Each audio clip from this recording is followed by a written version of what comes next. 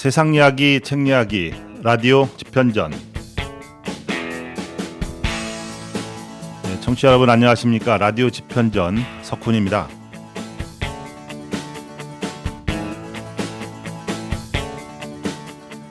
자, 이번 시간에는요, 전 시간에 이어서 광복회 대전 유성 대덕연합지회 지회장을 맡고 계신 김영우 선생님을 모시고 광복에 대해서 이야기를 좀 하고 있습니다.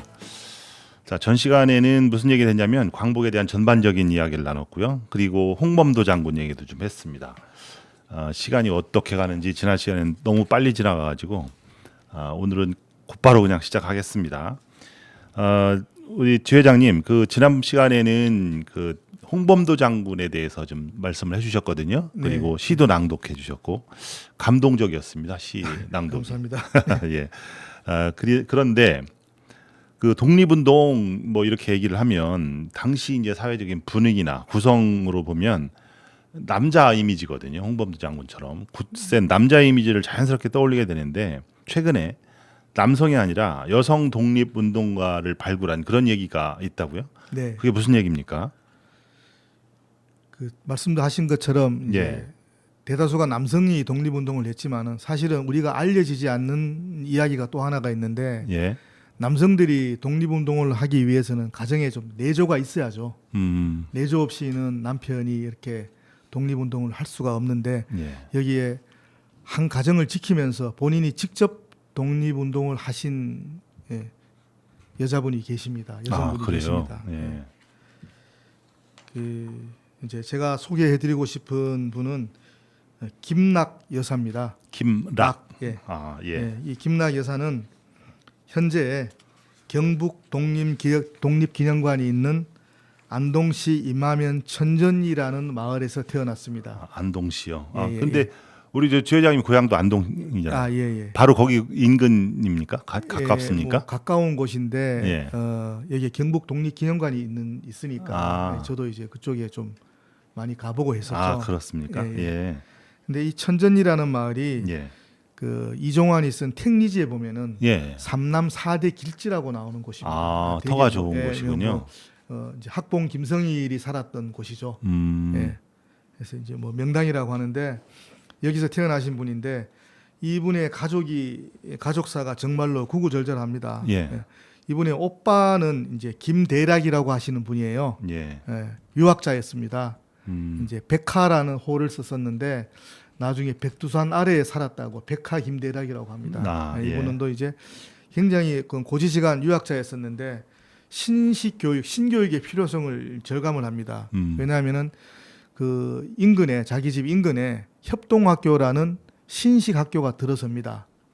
그러다가 처음에는 굉장히 반대를 해요. 신교육에 대해서 상투를 자르고 교육을 받으니까 반대를 하다가 나중에는 보니까 굉장히 이거 필요성을 느끼고 오히려 자기 집을 사랑채를 포함해 가지고 50칸의 집을 내어줍니다. 내어주고 자기는 초가집에 살면서 그 협동학교를 발전시키기 위한 노력을 굉장히 많이 해요. 예. 그래서 이제 애국 계몽학교죠. 여기서 뭐 독립운동을 하신 분들도 많이 나옵니다. 그래서 이 협동학교에 기증을 하고 이제 한일 합방이 되자 1910년 한일 합방이 되자 자기 가정에 있던 노비를 해방시키고 그래요. 예, 또 가산도 정리를 다 합니다. 가산을 정리를 하고 66세의 정말로 그때 당시에는 굉장히 많은 나이죠. 그렇죠. 66세의 나이에 석주 이상용 선생 이분과 이제 천안매부지간이에요. 이분하고 그다음에 뭐 만주벌 호랑이라고 일컬어지는 김동삼 있습니다. 이분은 조카입니다. 이분과 더불어 가지고 이제 150여 명의 어떤 일가 친척 가솔들을 데리고 서간도로 갑니다. 이제 백두산 아래 서간도로 가가지고 우리가 많이 알고 있는 그 경학사를 조직을 같이 하고요. 그 다음에 또 독립운동가를 양성하는 신흥강습소를 설립하시는데 앞장서시는 분이죠. 그러니까 결과적으로 지금 오늘 여성 독립운동가의 친오빠 김대락. 앞장 그리고 이제 이런 분이고 이분은 김락 여사는 오빠는 이렇게 만주로 가서 독립운동을 했었고 오빠만 간 게 아니라 친척들이 다 갔죠. 그다음에 18세의 나이로 안동 예안에 있는 여기는 고향 태어난 곳은 안동 임마면이고 그다음에 예안면이라고 하는 곳에 있는 진성희 씨 집안으로 시집을 갑니다. 예. 여기를 시집을 가는데 1905년에 이제 을미사변이 일어나자 신성의진, 즉 예안이라고 하는 곳이 그때는 신성이라고 불렀는가 봐요. 신성의진을 일으켜 가지고 의병대장이 되고 한일합방이 되자 단식으로 한거를 합니다. 누가요? 남편이? 아니죠. 이제 이분이 한거를 하는 분이 예. 시아버지. 시아버지. 시아버지가 이만도라는 향산 이만도라는 분이신데 의병장을 하시다가 이제 한일합방이 되자 24일인가를 단식을 해요. 단식을 해서 목숨을 끊습니다 스스로. 이런 분을 보고 저희들은 이제 뭐 순국 자정지사라고 이렇게 말씀을 하는데 이 24일 동안 단식을 하게 되면은 수많은 사람들이 이분이 이제 학자하고 의병대장을 하셨던 분이니까 일본군도 와서 만류도 하고 그랬다 그래요. 많은 사람들의 본보기가 되는 거죠. 그래서 이게 시아버지는 그렇게 이제 단식을 해서 돌아가시고 남편은 이중업이라고 하는 분인데 이분도 이제 아버지하고 같이 의병 활동도 하시고 또 이상용 선생과 같이 의병도 하시다가 10년 동안 도망을 다닙니다. 그러다가 이제 1919년에 이제 3.1 운동이 일어나고 나서 우리가 이제 파리장서라고 얘기를 많이 들어보셨죠? 들어봤습니다. 파리장서 의거가 이제 그 파리 평화회의라고 하는 곳인데 여기에서 이제 한국의 독립을 알리려고 그 유림단 의거 1차 유림단 의거를 주도적으로 이끌으시는 분입니다. 이분이 이 남편은 이렇게 독립운동을 하신 분이고 또 두 아들이 있었는데 두 아들도 2차 유림단 의거로 일본 경찰에 체포가 됩니다. 이게 이분은 이제 아까 말씀드린 것처럼 임시정부 초대 국무령을 지낸 석주 이상용이 이분의 형부예요. 언니가 이분에게 시집을 갔죠. 김락 여사의 언니가 석주 이상용 그렇군요. 초대 국무령을 지낸 석주 이상용 선생에게 시집을 가서 이제 이상용 선생은 형부가 되죠. 그렇군요. 그러니까 본인 또한 이제 늦은 나이에 3.1 운동이 일어나자 안동 예안면의 만세 시위에 3.1 운동 시위에 주도적으로 참여해가지고 일제의 고문으로 두 눈을 잃습니다. 실명을 합니다. 그래요. 그래서 이제 결과적으로 보면은 친정 오빠하고 언니 일가족과는 생이별을 했고 시아버지의 순절을 눈앞에서 지켜보고 보면서 가정을 지키신 분이죠. 남편을 잃고 두 아들의 체포 소식을 귀로만 들어야 했던 정말 비운의 여인이라고 합니다. 근데 재밌는 것은 이분이 태어나고 살던 집이 아까 말씀드린 신식 계몽학교인 협동학교 자리였습니다. 그 협동학교 자리에 지금의 독립운동 경북 독립운동 기념관이 지어져 있습니다. 그래요. 정말로 뜻깊은 일이죠. 그래서 여기서 잠깐 좀 제가 이제 첨가해서 말씀을 드리면은 그러면요, 제가 이게 집안 계보가 복잡해서 제가 정리를 한번 제가 제대로 들었는지 정리를 한번 해볼게요. 김락 여사라는 분이 계셨고, 그분이 이제 친정집을 보면 오빠가 이제 김대락 씨 있었죠. 근데 이제 그분이 김대락 씨가 이제 노비도 해방시키고 뭐 세간대로 150명 정도를 데리고 이주하면서 독립운동을 하신 분이고, 그 다음에 이제 친언니는 이상용 선생한테 시집가서 이상용 선생이 형부뻘인데 이분도 이제 독립운동을 하신 거고 국무령을 하셨던 분이죠. 임시정부에서. 그렇군요. 그 다음에 시집으로 왔어요.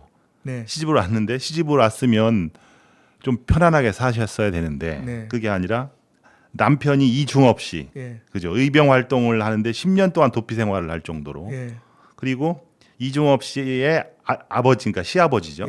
이만도도 의병장인데 24일 단식을 하다 사망을 하신 거예요.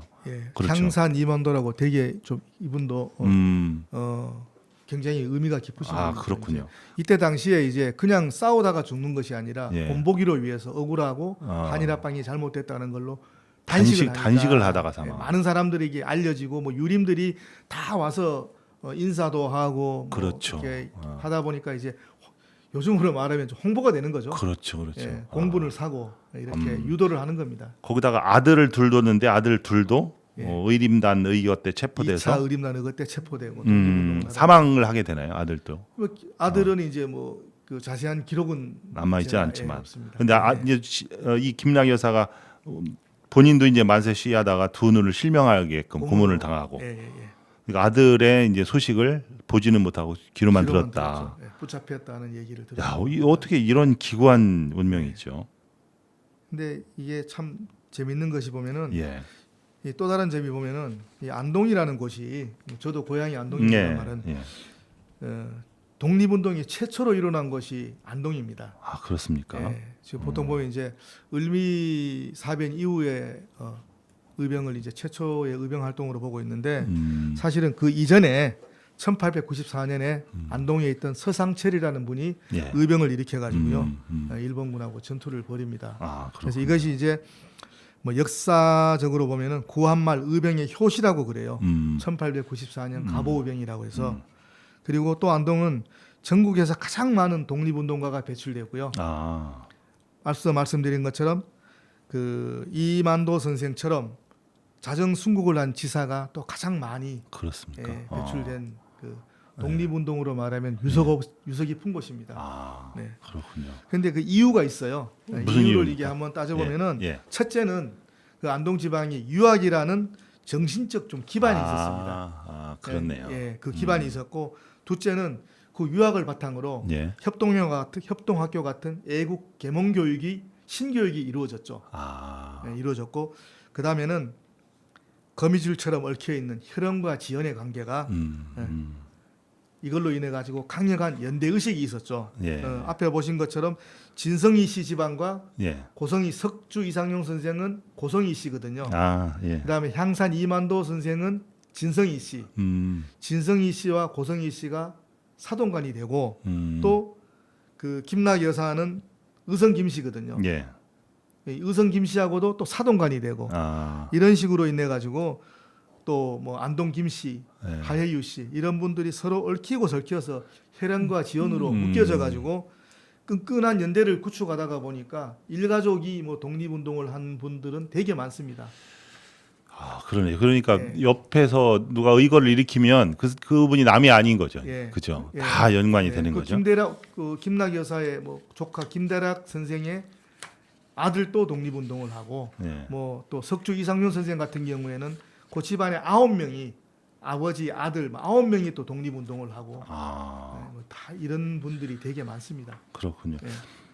우리가 좀 요즘 많이 좀 귀감으로 삼아야 될 부분이죠. 그렇군요. 그 제가 이 자료를 좀 찾아봤어요. 그래도 경북일보인가요? 거기에 이제 기사로 좀 떴던데 여기 보면은 이 김락 집안에서 그 이제 의병을 일으키느라고 이제 돈하고 투자를 했을 거 아닙니까? 자산이라든지 다 팔아서. 근데 그게 지금 돈으로 따지면 100억대가 된다는 거예요. 현시가로. 그거를 다 재산을 탕진해 가지고 독립운동에 이제 기꺼이 내는 거죠.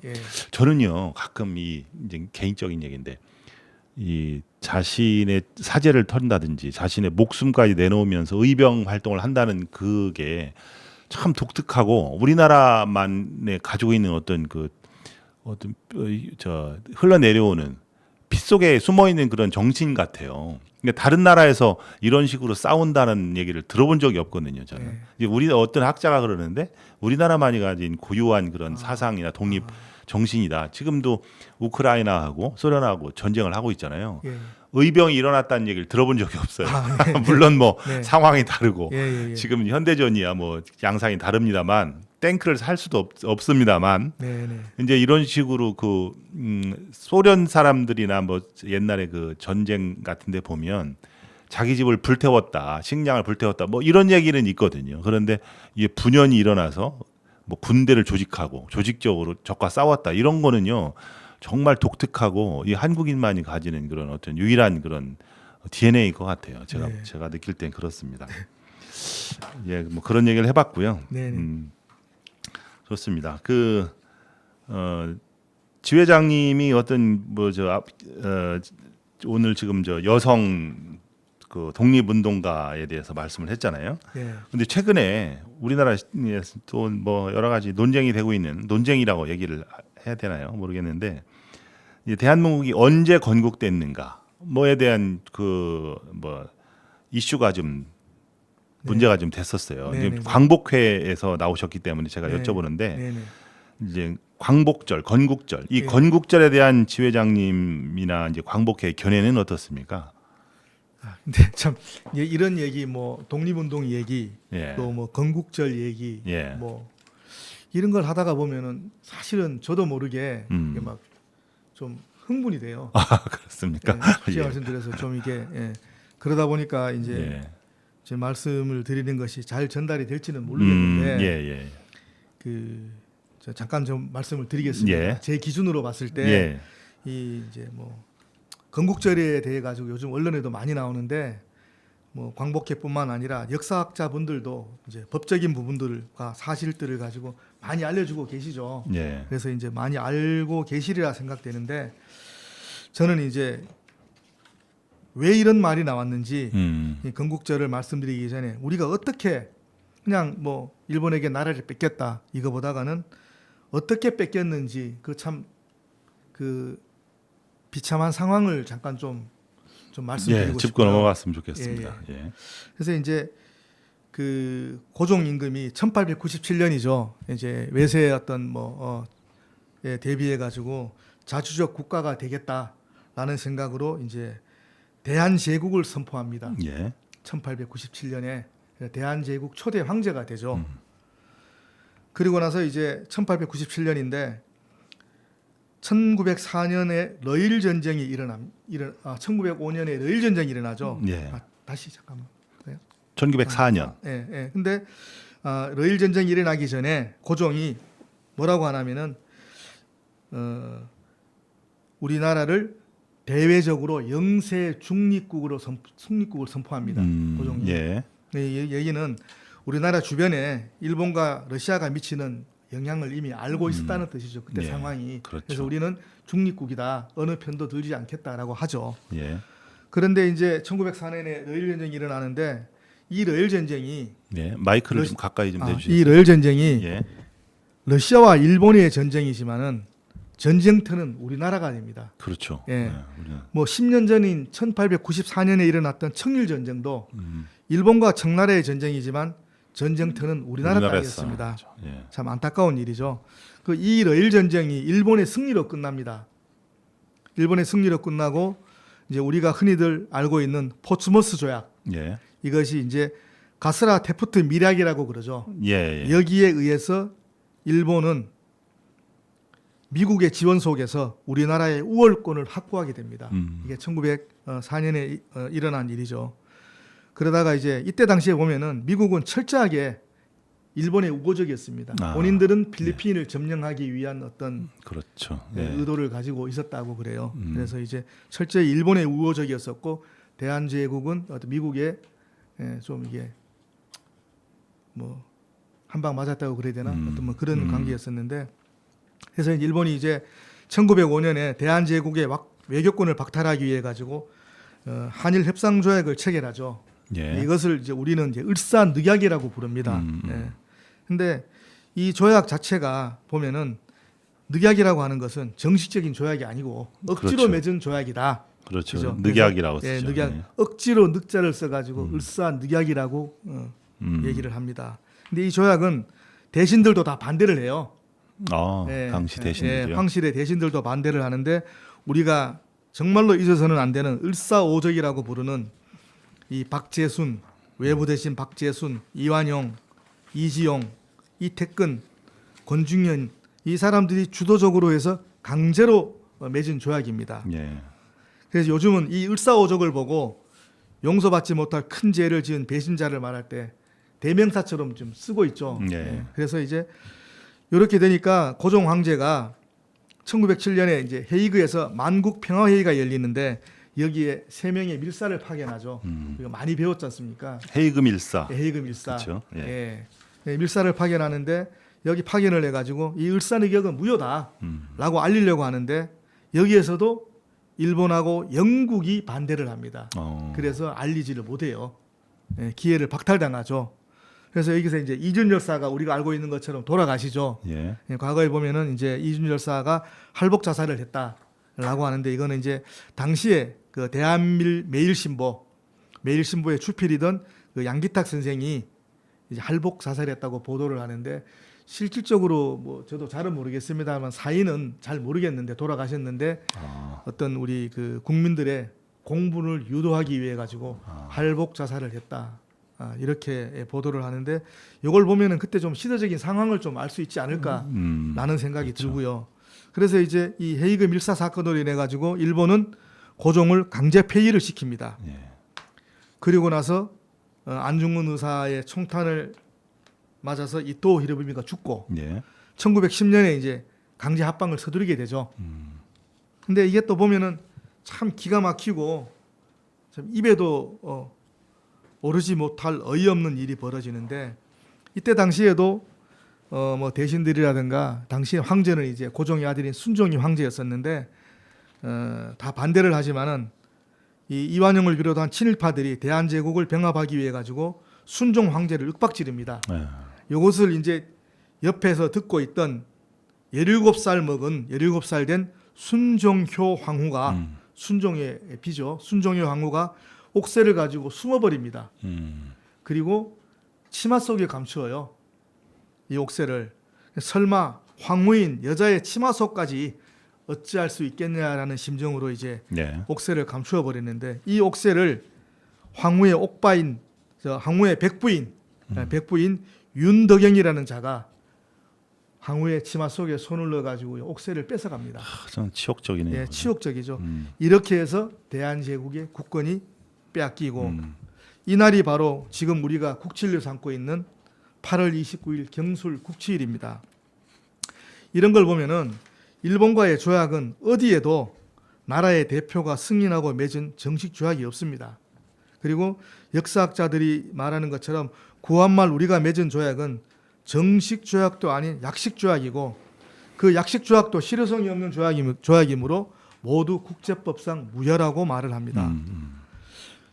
이 전투에서 패해서 빼앗긴 것도 아니고 나라를 황제가 직접 서명한 것도 아니고 그냥 반역자 몇 명에 의해 가지고 국권을 잃었는데 요즘 보면은 우리 선조의 국적이 일본이라는 독립기념관장이 임명이 되고 장관이 임명되는 슬픈 현실이 있습니다. 예.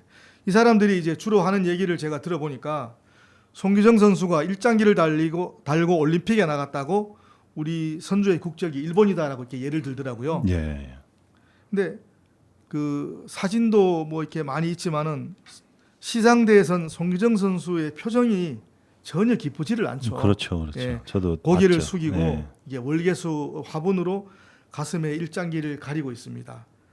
근데 이런 분에게 일장기를 달았다고 송기정 선수의 국적이 일본이라고 이 후손들이 말을 할 수 있겠습니까? 3위로 입상한 남승영 선수가 그랬다 그래요. 야, 너는 1등을 했으니까 월계수를 받았으니까 가슴에 가릴 게 있어서 참 좋았다. 나는 그게 없어서 슬펐다. 뭐 이런 일화도 있는데 뭐 역시 이제 동아일보의 뭐나 그 당시 조선중앙일보의 일장기 말소 사건도 같은 개념이죠. 예. 우리 민족이기 때문에 일장기를 말소했지. 예. 과연 일본이 국적이었으면 그 일장기를 말소했겠습니까? 그렇죠. 국적이 일본이라고 말하는 순간 그 예. 구한말에 이제 그 일본과 맺은 조약이 합법이 돼버리는 합법이 거죠. 되는 거죠. 그렇죠. 예. 일본은 결국은 이제 이 선수들을 우리나라 선수들을 선전 도구로 삼은 거죠. 올림픽에 나갔던 선수들을 예를 들어 가지고 이제 우리 집에 강도가 들었어요. 예. 강도가 들어와가지고 강제로 집 문서에 도장을 찍게 하고 안봉에서 쫓아내고 주인 행세를 했는데 제가 주인이지 그 강도가 주인은 아니지 않습니까? 여기는 내 집이라고 싸워야죠. 나가라고. 당시 국적이 일본이면은 독립운동을 한 선조들은 독립투사가 아니라 테러리스트가 되고 전과자가 됩니다. 그렇죠. 전과자가 되는 거죠. 이런 말을 좀 쉽게 합니다. 예. 그렇다고 하더라도 설사 그렇더라도 한 나라의 국회의원을 지내고 장관을 하겠다는 사람이 독립기념관장을 하겠다는 사람이 방송에서 이런 말을 할 수 있는지 정말로 의심스럽습니다. 그래서 이 건국절을 주장하는 것은 헌법을 부정하는 거고요. 또 대한민국의 정체성이라든가 민족 역사의 정체성마저 부정하는 것이라고 저는 생각을 합니다. 우리 민족은 반만년 역사와 전통을 자랑한다고 배웠습니다. 이미 기원전 2333년에 건국을 했고 그동안에 형태는 변했지만 나라는 계속되어 왔습니다. 1919년에 왕정을 종식하고 백성이 주인인 나라인 나라 민국, 즉 대한민국을 선포한다고 오늘에 이르렀고 임시정부에서도 건국이 아니고 1948년도 1948년 대한민국 정부도 건국이 아니라 정부 수립을 했다라고 봐야 된다고 했습니다. 따지고 보면은 대한제국 원년은 1897년이고 대한민국 원년은 1910년이 되는 거죠. 이제 우리가 예를 보면은 태극기도 지금 그대로 쓰고 있지 않습니까? 바뀐 게 없죠. 예. 그다음에 뭐 어린이날 행사를 하는데 제가 보니까 뭐 102주년이라 그러더라고요. 지금이 뭐 중간에 일본에게 나라를 국적이 일본이었으면 102주년을 하면 안 되죠. 그렇죠. 또 뭐 체육대회도 얼마 전에 했었는데 전국 체육대회도 뭐 105회 이렇게 하더라고요. 예. 그러면은 전국 체육대회도 105회라고 말을 하면 안 되죠. 그러나 우리는 의식 속에서 모든 게 일본이 우리 선조들이 우리가 일본의 국적이 아니었다라는 것을 우리 생활 속에서 이미 다 하고 있는 거죠. 그렇죠. 헌법과 역사에 무슨 진보가 있고 보수와 이념이 있겠습니까? 헌법은 국가의 기본 법칙이라고 알고 있습니다. 그래서 저는 역사는 지난날의 얼굴이고 마음이라고 말을 하고 싶습니다. 예. 아, 그렇군요. 자, 주회장님 말씀 쭉 듣다 보니까 야, 참 사실 뭐 이런 우리가 지나온 역사에 대해서 자꾸 부정을 하고 재평가를 내리고 하는 게 조금 부끄러운 느낌마저 좀 들어요. 창피하죠. 네. 이거를 알고 이거를 뭐 다른 나라나 다른 시각에서 바라보면 참 대한민국을 어떻게 바라볼까 하는 그런 자괴감마저 좀 듣고 그렇습니다. 알겠습니다. 말씀 잘 들었고요. 이제 광복회 활동을 쭉 하시는데 이제 앞으로 이제 과거에는 그랬고 앞으로 활동을 통해서 어떤 거를 변화시키고자 하는지 사회적으로 메시지는 무엇이 있는지 이제 그게 이제 좀 궁금합니다. 예, 그거는 뭐 이제 제가 이게 말씀드리는 것보다는 저희 이종찬 우리 광복 회장께서 하시는 말씀이 있습니다. 예, 예. 광복회는 국가 정체성의 마지막 보루다. 우리가 지켜야 된다. 예. 그래서 이제 독립 정신을 바탕으로 앞으로 더 나은 미래를 준비해야 된다라고 말씀을 하십니다. 아, 그래요? 아마도 이렇게 해야 되지 않겠습니까? 아, 예, 알겠습니다. 그 말로서 압축이 되네요. 예. 그렇습니다. 여러 가지 이제 활동을 하시고 이제 있는데 현실적인 문제도 있을 것 같아요. 네. 이 광복회가 직면하고 있는 가장 큰 도전 과제라 할까요? 지금 현실적인 어떤 문제점이 뭐가 있겠습니까? 이제 뭐 그동안에는 광복회가 별로 이 언론에 이슈가 된 적은 없었는데 최근에 이제 홍범도 장군이라든가 또 건국절이라든가 이런 것 때문에 이제 많이 보도가 되고 있죠. 예. 그래서 이제 우리 회장님께서 말씀하시는 것처럼 가장 요즘으로서 문제가 있는 것은 사회 곳곳에 자리하고 있는 뉴라이트라고 하는 말로 위장한 신종 친일 밀정의 존재가 가장 큰 문제다. 저는 이렇게 말씀드리고 싶고요. 밀정은 보이지를 않죠. 과거에 수많은 독립시사들이 죽거나 투옥이 됐는데 이것은 일본군과의 전투보다가는 밀정의 존재 때문이었다고 그래요. 예, 밀정이 더 무서운 거죠. 국권을 침탈당할 때도 따지고 보면 마찬가지죠. 일본하고 우리가 전투를 한 것이 아니죠. 그렇죠. 이제 이 옥새를 빼앗은 윤덕영은 조카로부터 옥새를 빼앗은 공로로 일본으로부터 자기를 받고 엄청난 재물을 얻습니다. 이 사람들이 원하는 게 개인의 부귀영하지 나라의 뭐 이익은 아니라고 봐요. 윤덕영도 이한영도 따지고 보면은 대한제국 황실에 암양하던 일본의 밀정이었다 이렇게 말씀드리고 싶고요. 좀 이게 여담이지만은 나아가서 좀 말씀을 드리면은 저희 광복 회원들 사이에서 간혹 앉아서 이제 얘기를 하면은 예.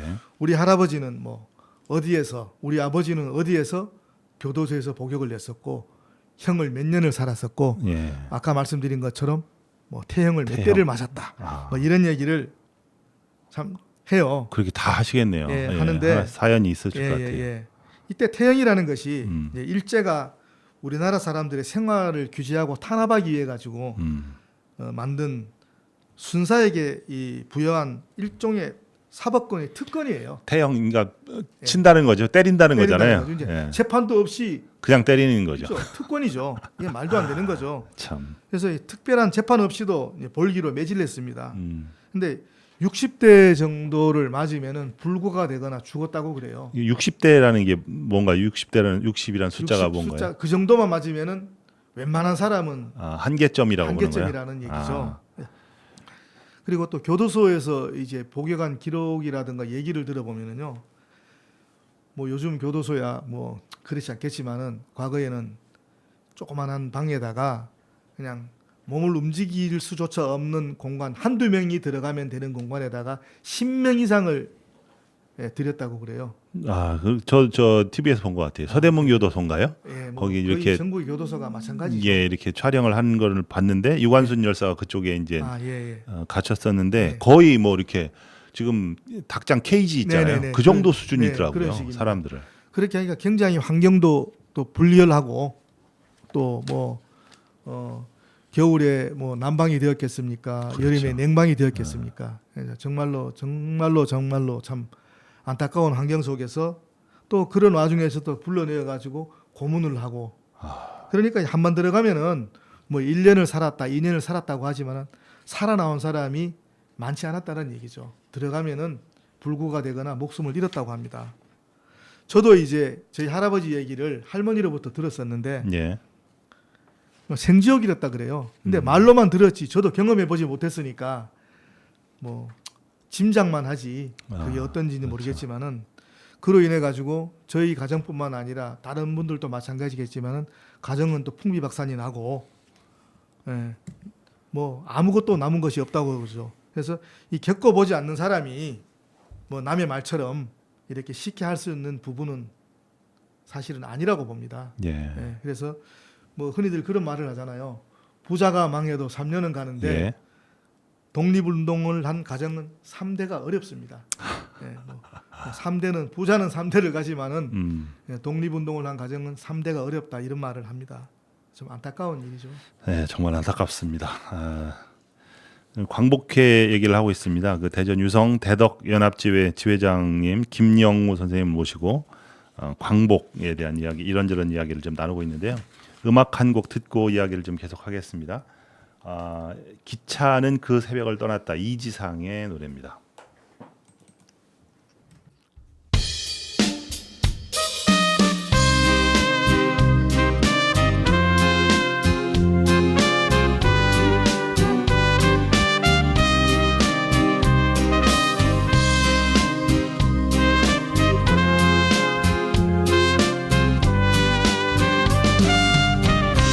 기차는 여기에서 떠났다.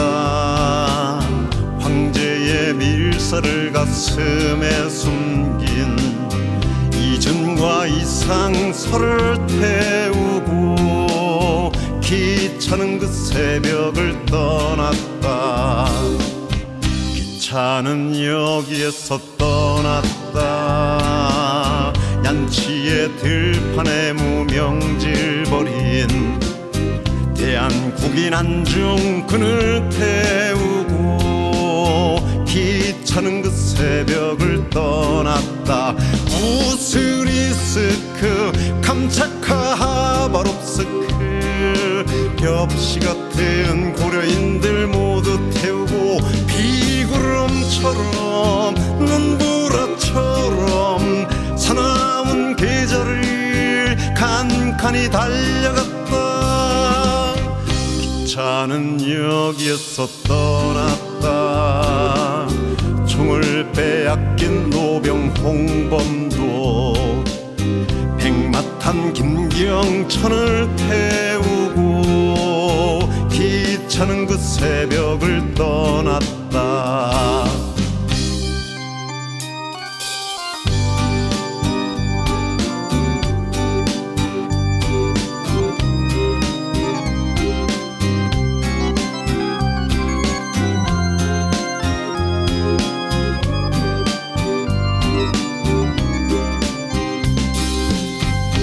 차는 여기에서 떠났다. 헤이그로 하얼빈으로 떠났다. 우즈베카자흐로 떠났다. 기차는 그 새벽을 떠났다. 저리도 멀고 끝없는 곳으로 떠나서 슬픔만 돌려보내고, 정작 그들은 타는 사람도 그리운 고향 땅을 밟은 이 없다. 정작 그들은 타는 사람도 그리운 고향 땅을 밟은 이 없다.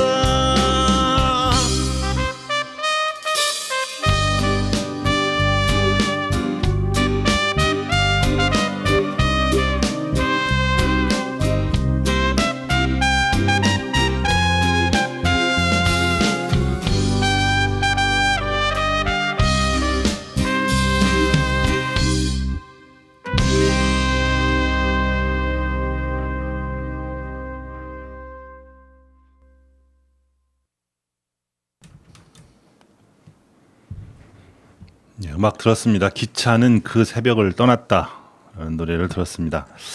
자, 광복회의 대전 유성 대덕 연합지회 지회장님 김영우 지회장님과 함께 하고 있습니다. 지회장님, 그 개인적으로요, 그 광복회의 앞으로의 미래 그리고 앞으로의 목표 어떻게 생각하고 계신가요? 저 개인적인 목표라기보다는 전체적인 문제인데요. 우리 회원 모두가 연로하시기 때문에 미래 광복회 존속 여부가 가장 큰 관건입니다. 아, 존속 자체. 예. 어떤 방법으로든 이제 우리의 독립 정신은 계승돼야 되는데 이제 연세들이 다 많으셔가지고요. 그것이 상당히 좀 걱정이고요.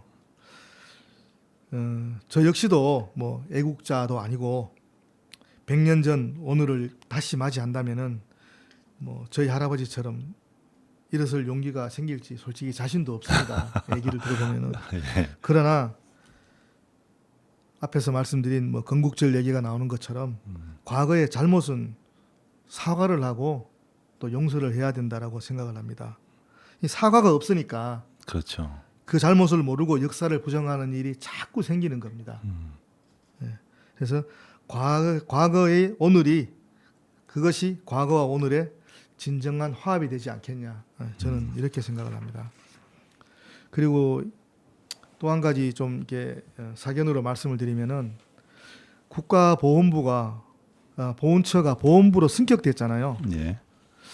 나라에서는 이렇게 처가 부로 승격이 되고 장관이 임명이 되었는데 말씀드린 것처럼 이 일선 저희들이 활동을 하는 일선 시군구에서는 사실은 행정적인 조직의 변화가 거의 없습니다. 예. 예. 이거는 뭐 광복회뿐만 아니라 사회복지과 속에 이제 담당 주무관 한 분이 그 수많은 어떤 그 보훈단체 업무를 담당하고 있어요. 이러다가 보니까 사회에서 보는 시각도 보훈단체를 그저 무슨 나이 많은 사람들의 모임 정도로밖에 인식을 하지 않는 것 같아요. 안타까운 일이고요. 독립운동을 하신 분들이 무슨 뭐 대가를 바라고 가족을 팽개치고 목숨을 던진 것은 아닙니다. 그러나 결코 예우를 소홀히 해서는 안 된다고 생각을 합니다. 그분들의 희생을 잊지 않고 이해하고 최선을 다해서 예우를 다할 때 더 좋은 사회가 이루어진다고 보고요. 사회에서 좀 더 다른 시각으로 바라봐줬으면 하는 바람입니다. 예, 알겠습니다. 그 주장님 말씀 듣다 보니까 그 미국 같은 경우에 그 전쟁 참전 용사에 대한 대우나 우대가 사회적으로 이렇게 인식이 널리 이제 확보가 돼 있잖아요. 근데 영화나 무슨 뭐 드라마 같은데 봐도 우리하고는 이제 분위기가 전혀 다른 것 같아요. 거기에 대한 그런 분위기가 좀 안 돼 있는 게 좀 안타깝기도 하고 그렇습니다. 그 광복회의 이제 앞으로 미래에 대해서 말씀을 해주셨는데 국가나 지방자치단체에서도 많이 좀 챙겨야 될 것 같다라는 생각을 좀 했습니다. 어떻습니까? 이제 마무리를 좀 해야 될 것 같은데 주지사님 오늘 출연을 하셨는데 개인적으로 출연 소감 한 말씀 좀 부탁드려도 될까요? 아까 제가 말씀드린 것처럼 이게 예, 뭐 예. 독립운동에 관한 얘기라든가 뭐 이런 건국절 얘기를 하다가 보면은 예. 저 자신도 이렇게 흥분이 돼가지고요. 좀 이게 목소리가 커지는데 좀 이해해 주시고요. 예. 오늘 시간은 저도 다시 한번 과거를 돌아볼 수 있는 소중한 시간이었습니다. 또 이런 시간을 마련해 주셔가지고요. 정말 감사드립니다. 예, 아이고 알겠습니다. 출연해 주셔서 너무 저도 감사를 드리는데 이제 나오기가 쉽지 않으셨을 텐데 이렇게 시간까지 내주셔서 고맙게 생각합니다. 감사합니다.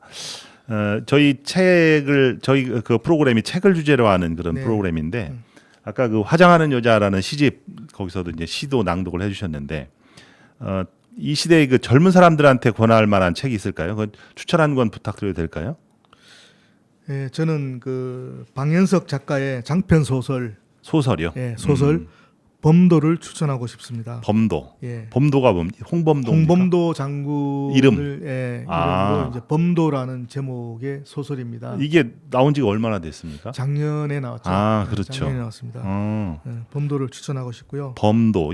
제목이 범도예요. 예. 되게 센 것 같아요. 그렇게 딱 나온 이름만 나오니까. 네. 정말 그 사실적인 이야기가 좀 소설보다 더 소설 같습니다. 그래요. 네, 그런 삶의 홍범도 장군의 삶 속에서 책을 읽다가 보면은 우리 가슴에 무언가 좀 꿈틀대는 그런 것이 일어나지 않을까라고 한번 생각을 해봐서 범도를 추천합니다. 알겠습니다. 근데 이 방현석 작가님 북콘서트가 예정이 돼 있다고 그러셨잖아요. 예. 10월 하순에 대전 유성에서 예정이 되어 있는데 날짜를 아직까지는 정확하게 잡지를 못했습니다. 일정 때문에. 예, 알겠습니다. 그분이 쓰신 장편 소설 범도. 범도. 한번 읽어볼 만한 책인 것 같습니다. 여기서 마무리를 해야 될 것 같습니다. 라디오 집현전 오늘은요 광복회 대전 유성 대덕연합지회 지회장님으로 계신 김영우 선생님과 함께했습니다. 우리 역사에 대한 깊은 이해 그리고 미래 세대에 전할 중요한 가치를 되새겨보는 그런 시간이었습니다. 애국심, 희생정신 결코 녹슬어버린 구시대 유물이 아님을 알았는데요. 그 뜻을 기억하고 이어나가는 것이 우리 모두의 책임임을 다시 한번 느낄 수 있었습니다. 자, 오늘 또 우리 과거를 잊지 않고 더 나은 미래를 향해서 나아가는 하루가 되시길 바라겠습니다. 지금까지 진행의 석훈이었습니다. 함께 해주셔서 감사합니다. 세상 이야기, 책 이야기, 라디오 집현전 다음 시간에 뵙겠습니다. 좋은 하루 되세요. 감사합니다.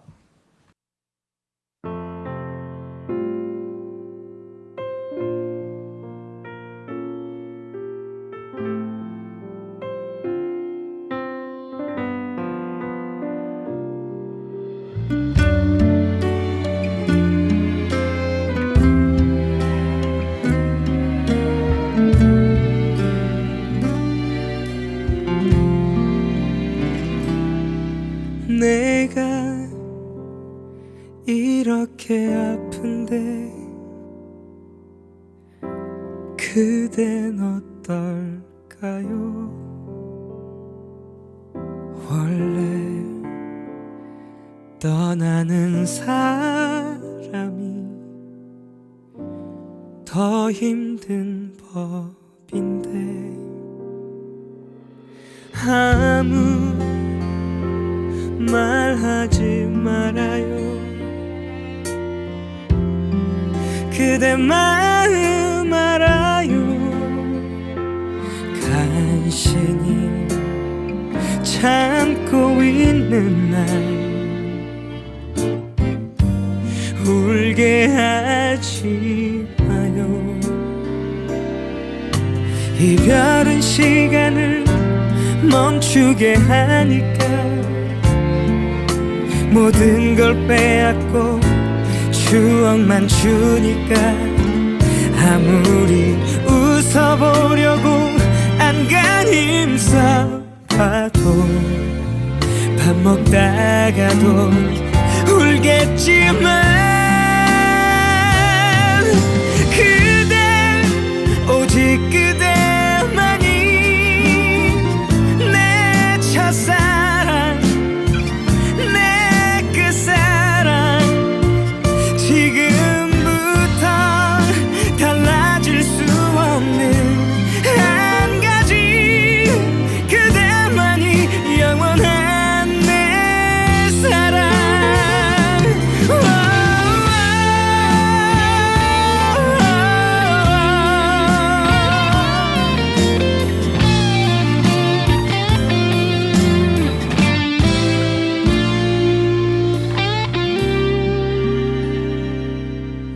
그대도 나처럼 잘못했었다면 그 곁에 머물기 수월했을까요? 사랑해 떠난다는 말 과분하다는 말 고웃음 치던 나였지만 그대 오직 그대만이 내 첫사랑 내 끝사랑 지금부터 그대 나를 잊고 살아도 그대만이 영원한 내 사랑